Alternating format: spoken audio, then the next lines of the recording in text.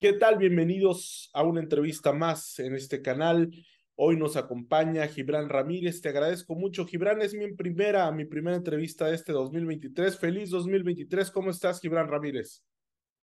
¿Qué tal, Gustavo? Pues muy contento de conversar contigo, de empezar este año. También es mi primera entrevista, así que estamos en igualdad de circunstancias. Me gusta mucho que sea contigo.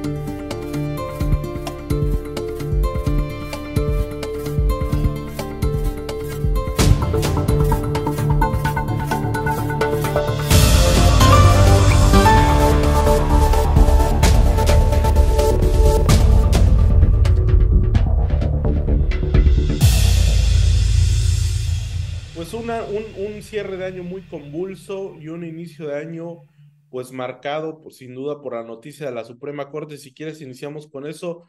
Finalmente llega una ministra que no es la que muchos pensaban que iba a llegar. En el caso de la ministra Yasmín Esquivel, se hablaba de que se iba a imponer a una presidenta en la Suprema Corte.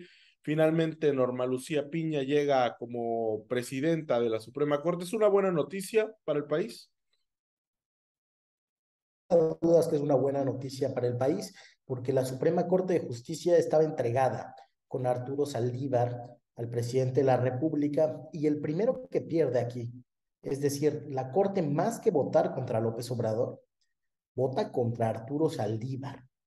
De hecho, los ministros propuestos por López Obrador se dividieron entre Gutiérrez Ortiz Mena y la ministra Piña, y finalmente, pues triunfa Piña, una candidata inobjetable, progresista, que además no puede ser descalificada por el presidente porque es una persona que viene de abajo, que fue maestra, que tuvo dificultades enormes y que hizo una carrera a base de mérito, que creo que esto es muy importante para los tiempos que se viven, porque parece que en la presidencia hay el monopolio para hablar sobre el pueblo. Y no, hay gente del pueblo que no está de acuerdo con el presidente, que defiende el orden constitucional y que en este caso llega a presidir un poder. Entonces me parece muy relevante, me parece muy buena noticia, sobre todo por las cosas que están por resolverse.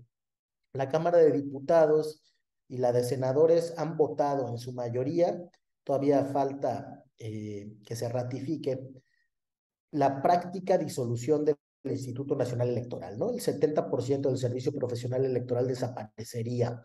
Esto, sin lugar a dudas, va a terminar en la Corte y creo que es muy importante que se dé esta muestra de independencia en vísperas de una elección que se viene para el 24, viciada desde el origen.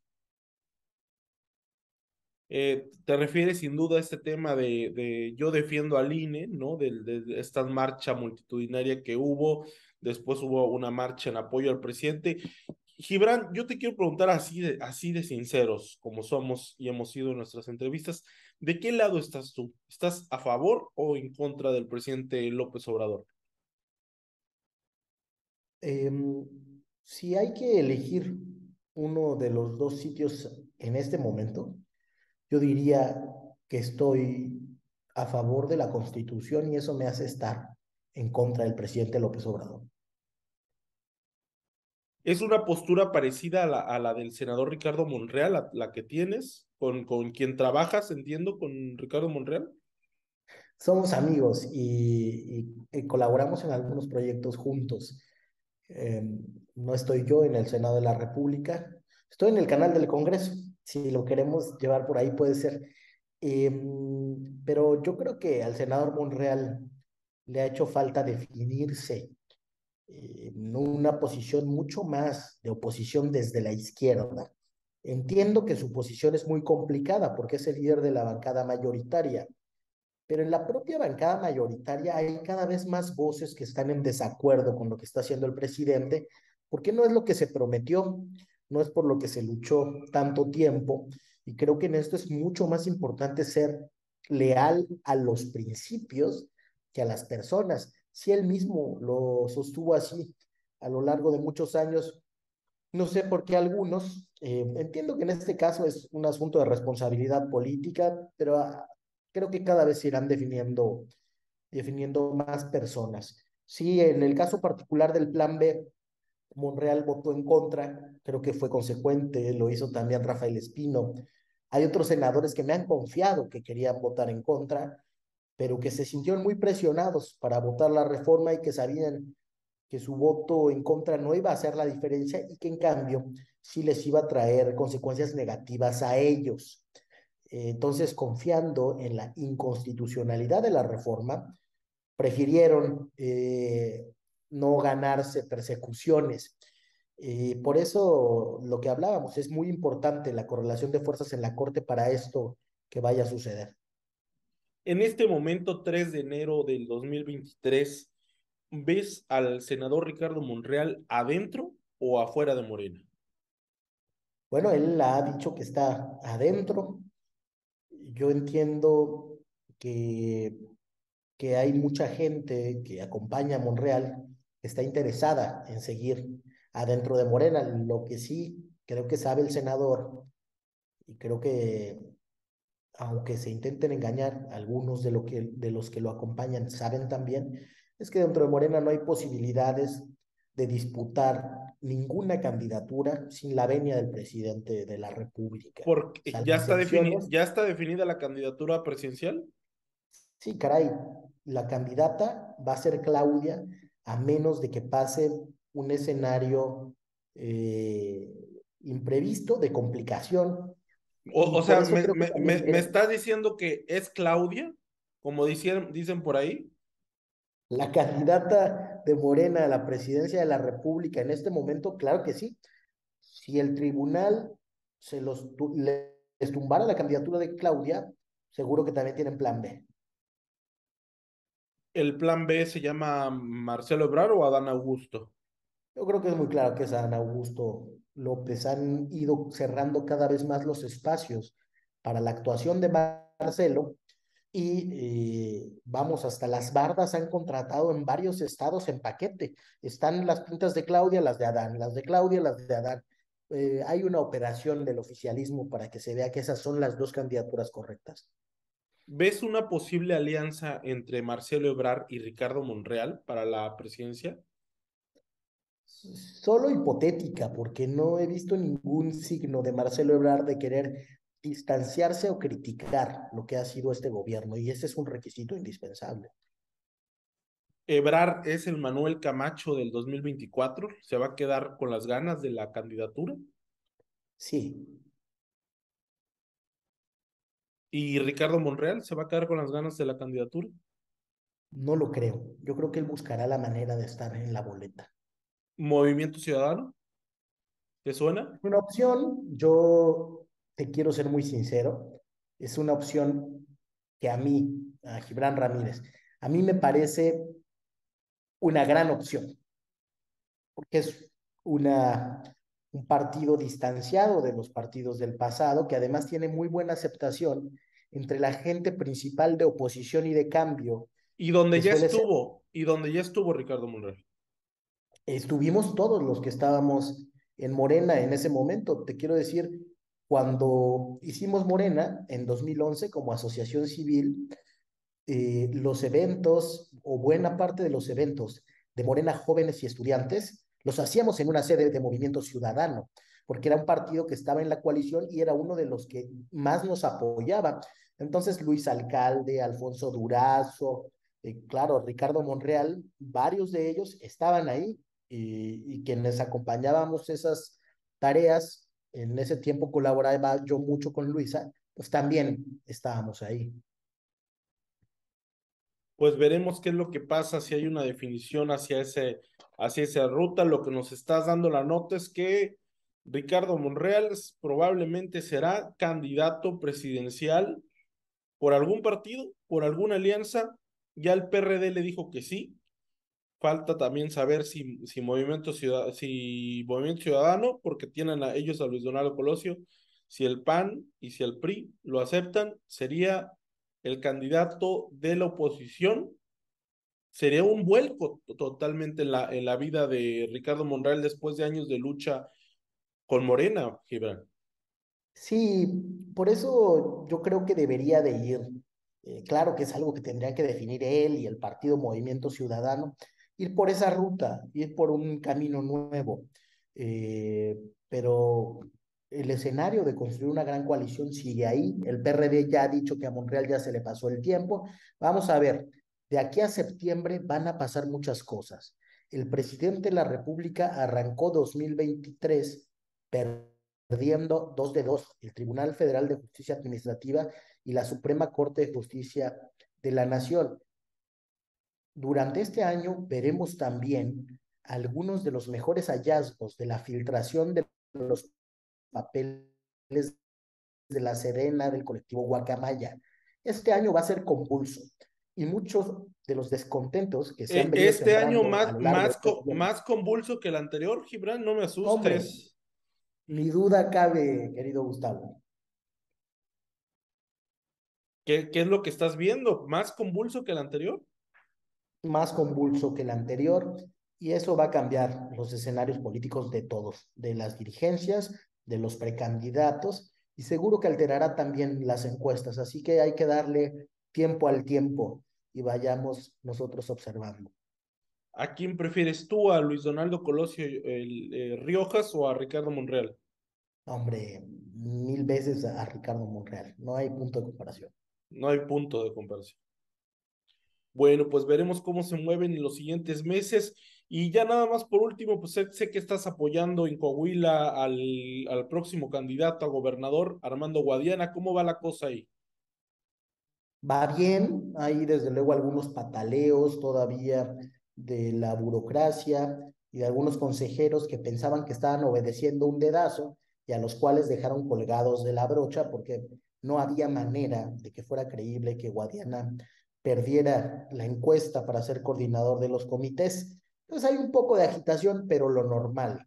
Conforme avance el año, yo creo que la próxima semana se irán viendo algunos signos que demostrarán la fortaleza de la candidatura. Creo que en este momento ya ganó Coahuila. Las, las dos candidaturas que se presentan como competitivas son candidaturas que tienen un discurso distinto, pero que coinciden en que hay que cuidar la paz y la concordia en el Estado, aunque se compita políticamente con dureza. Ya ganó Coahuila, pero no se sabe si ya ganó Morena.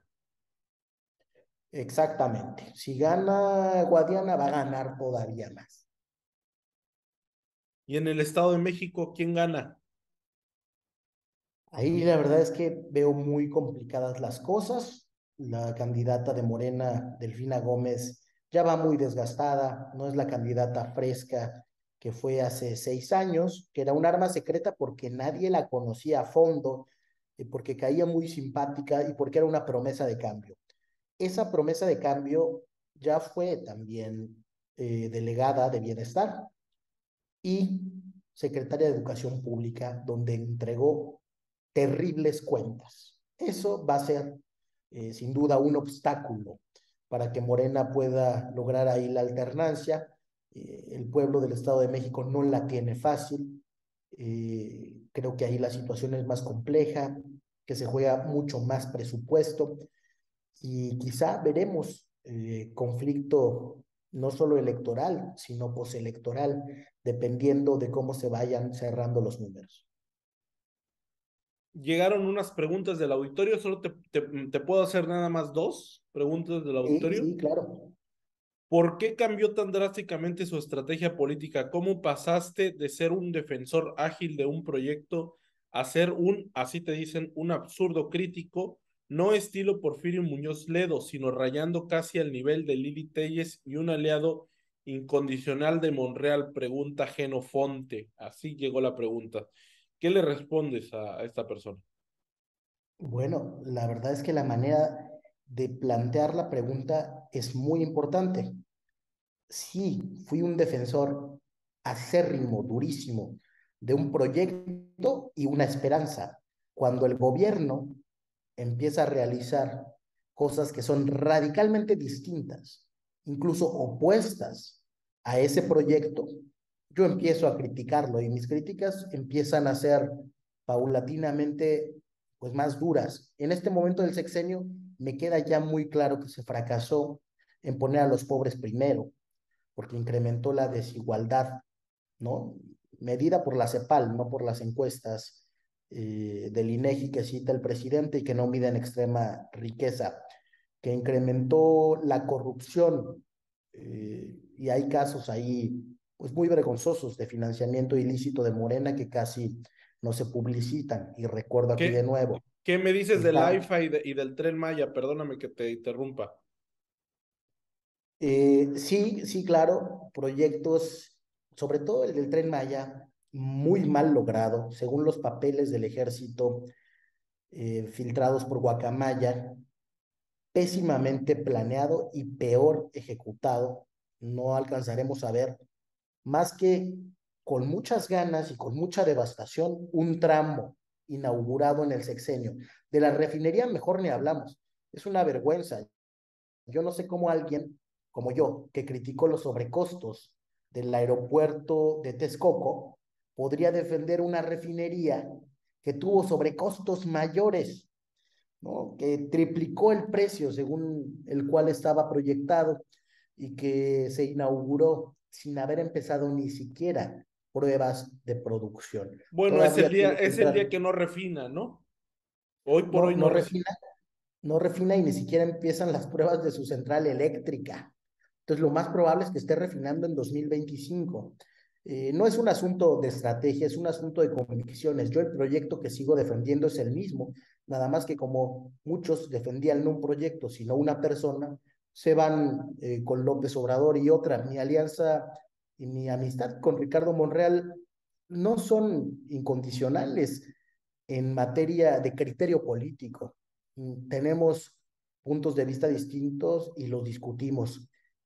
Eso sí, eh, me gusta mucho su forma de hacer política porque escucha. Si tiene que refutar, refuta. Eso lo encuentra muy poco uno en políticos encumbrados a esos niveles. Y última pregunta del auditorio, bueno, de las que elegí, última pregunta del auditorio de Guerreros, que yo soy de Guerrero y ando por acá. ¿Cuándo hace territorio? O sea, cuando vienes a Tierra Caliente de Guerrero? Eres un joven político brillante, pero considero que debe hacer más territorio, estructura y ahora sí aspirar.